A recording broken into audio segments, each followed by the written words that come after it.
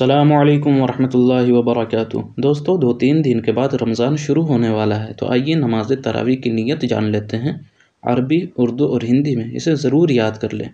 عربی میں نیت اس طرح کریں گے: نویت ان اصلی للہ تعالی رکعتي صلاۃ التراویح سنتی رسول اللہ تعالی متوجہا الی جہۃ الکعبۃ الشریفۃ اللہ اکبر۔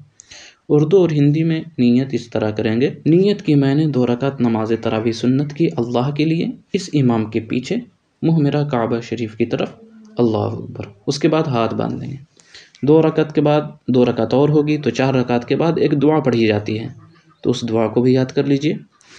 دعا یہ ہے جسے تراویح کی دعا کہی جاتی ہے: سبحان ذی الملک والملکوت سبحان ذی العزت والعظمت والہیبت والقدرت والکبریاء والجبروت سبحان الملک الحی الذی لا ینام ولا یموت سبوح قدوس ربنا ورب الملائکۃ والروح اللہم اجرنا من النار یا مجیر یا مجیر یا مجیر۔